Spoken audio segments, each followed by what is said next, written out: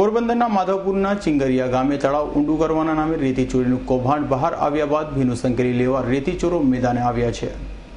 પોરબંદરના માધવપુર નજીક ચિંગરિયા ગામે તળાવ ઊંડું કરવાના નામે રેતી ચોરી કરીને બારોબાર વેચી નાખવામાં આવ્યું હોવાનું જબરું કૌભાંડ બહાર આવતા તંત્ર પણ ચોંકી ગયું હતું।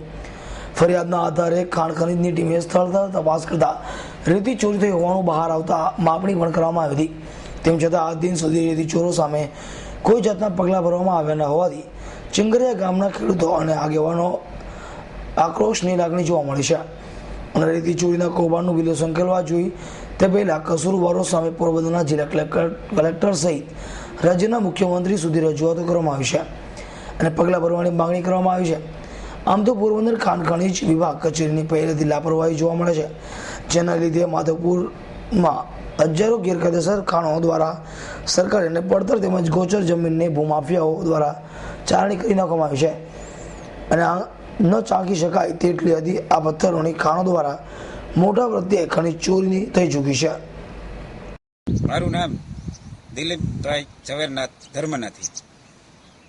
તળાવ ઊંડું કરવા બાબત પછી આ તળાવની રેતી બહાર વેચી નાખવા માટે આ કામ કરેલું બરાબર। પછી આ જે કંઈ છે કામ કરનાર કે આ બધી રેતી બહાર વેચી નાખી તળાવ ઊંડું કરવાને બહાને જેટલી પાર હતી એ તોડી ને બહાર વેચી નાખી છે। ત્યારે જે પછી અમે આ જોઈ કરોડો રૂપિયાનો કૌભાંડ રેતી વેચાયેલી છે। પછી જે તે કે અમે ખનીજ વિભાગમાં ફરિયાદ કરી ત્યારે ખનીજ ખાતું અહીંયા આવી ને માપણી કરી છે ને આ રેતી બધી એને બતાવી અને નું વેચાણ થયેલું છે ને બહાર વેચાણ થઈ ગયું છે।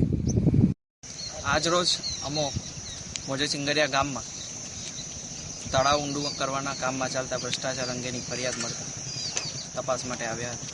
તપાસ દરમિયાન અહીં એક જૂનું તળાવ જોવા મળેલ છે। એ તળાવની આજુબાજુમાં ફોરેસ્ટની વિસ્તાર ખોદકામ થયેલું જોવા મળેલ છે। આ ખોદકામની અમો ફરિયાદીની હાજરીમાં માપણી કરેલ છે। માપણીનો જથ્થો નક્કી થયા બાદ ખનીજ કિંમતની આકારણી કરવામાં આવશે અને કસૂરદારો સામે પગલાં લેવામાં આવશે। મારું નામ DS Bariya.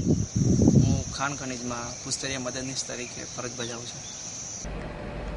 Shantilal Mewada, S9 news, Madhavpur.